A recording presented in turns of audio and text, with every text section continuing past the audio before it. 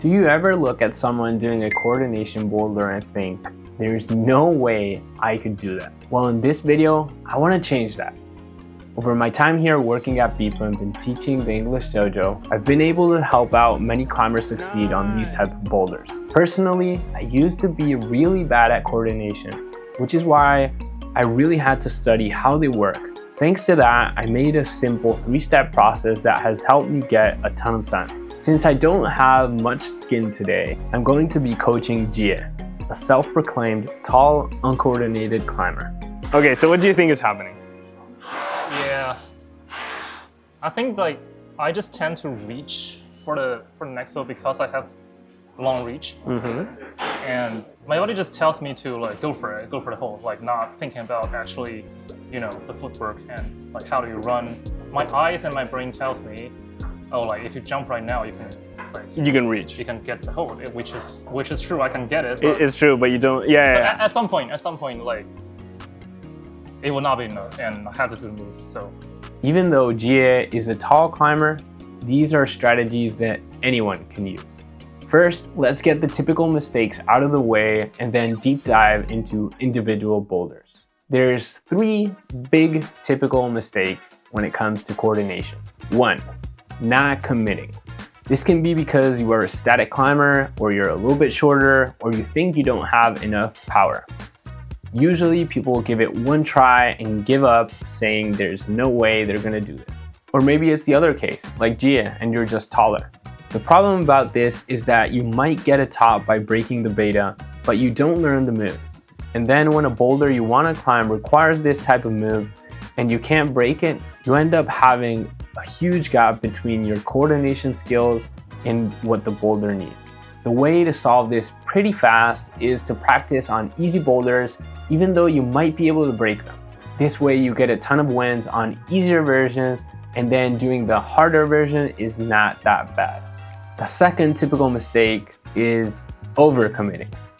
This is when someone pulls with 100% of what they have, and that leads to lack of control and just too much going on. And number 3. This is doing hundreds of attempts without any break and without any thought. Coordination rarely gets solved with just putting more tries. It is something that is 100% a skill, which is why you need to break it down and learn what is going wrong and what isn't. Something that can help you solve all these problems at the same time is taking videos of yourself. By doing this, you can stop, analyze, get a breath in between boulders and see what's working. If you repeat this process and every single try you try hard and controlled, you will see that you will improve a ton. Now that that's out of the way, let's deep dive into the session with Jie. Whenever doing a run and gun, it's really important to try to go as slow as possible. I know it sounds counterintuitive, but if you go too fast, you have no control. Focus a lot on the starting trajectory, because once you start moving, it's really hard to adjust on the way. And what people do a lot on these type of climbs is just go really fast and really straight.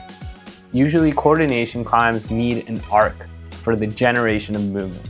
Once you have the moon kick, which is kind of out and into the wall, this is gonna propel you, keeping your body close to the wall, and this way you can just walk over the holds and make it to the last one. If you focus on the last hold, what you'll see is that your body is tipping out and you're not really standing on each hold, more like falling off of them. Another thing that's pretty hard for Jie is to not break it, because naturally his body just wants to jump off the first one because he knows it works.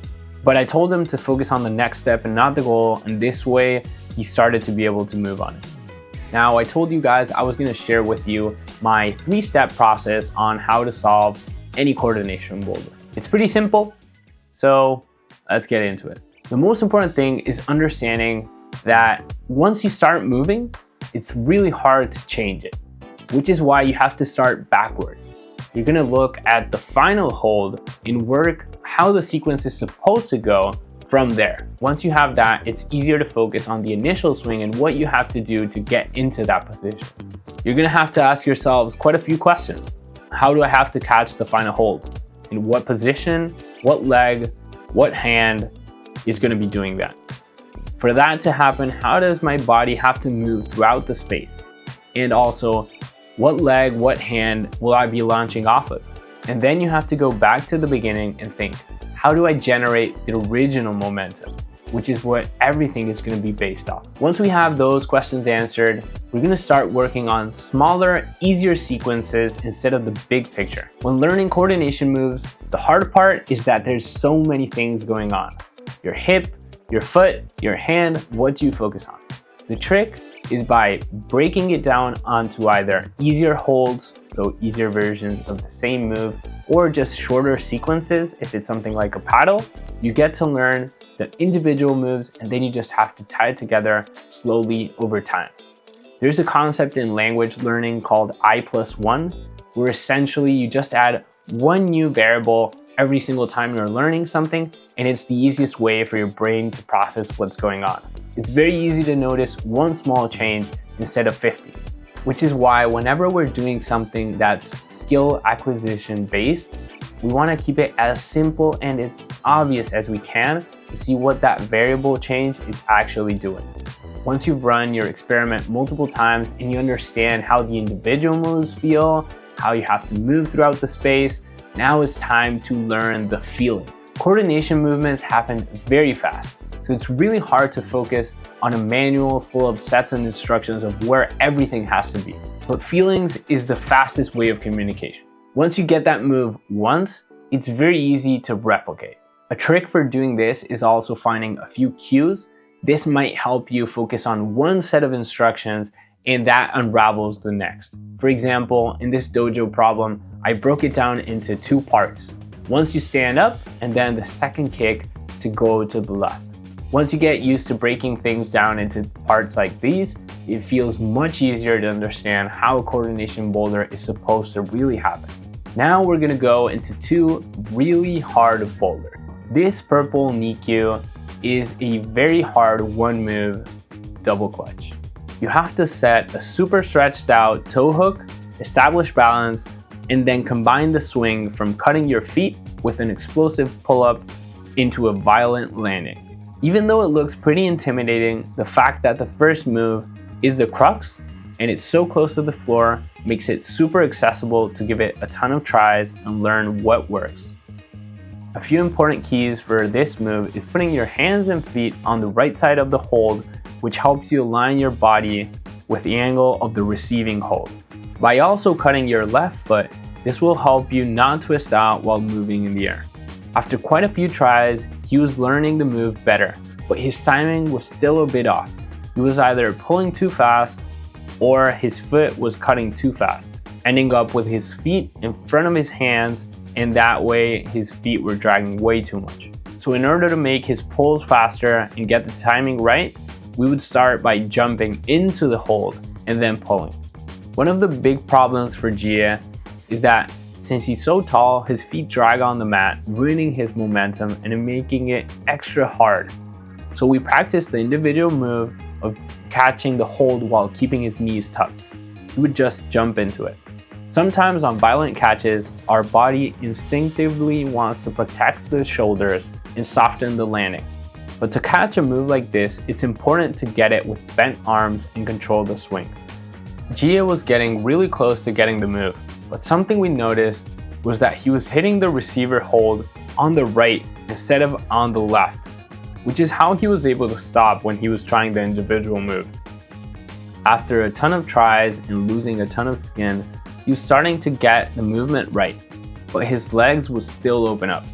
That's when I gave him one last piece of advice, that the next one was going to be the one.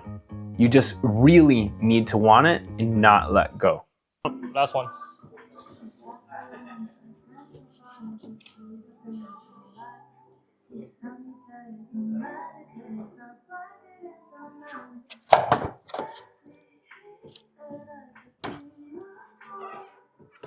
Breathe, breathe, breathe. Come on. Come on.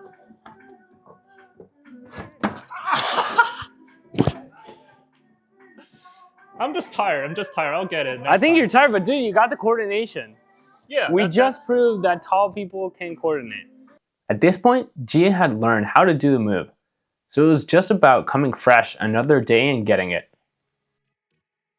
If you made it this far in the video, I imagine you're enjoying it, so why not think about subscribing? It's just right here. There was still one more coordination boulder we wanted to try. This is one of the most complex ones, a redirection paddle dyno. This is one of the hardest types of coordination, since it's like a paddle, but once you start the movement, you have to guide all that kinetic energy in one direction, only to completely change it midair. The hard thing about this is once you start moving, you can't adjust until you hit the redirection hold. So any small angle mistake you made at the start gets magnified. Jia had been trying this one already for a while before we did this session, but after not getting really far, he had given up on it. Even though Jia didn't manage to get all the boulders, he told me he really felt the improvement and how something he felt was super complex was now easy and approachable.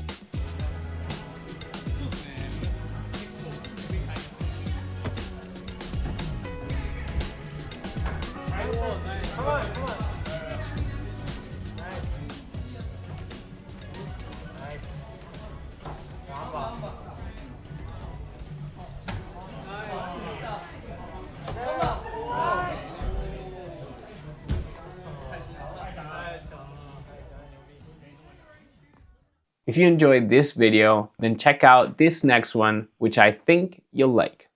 Stay crispy!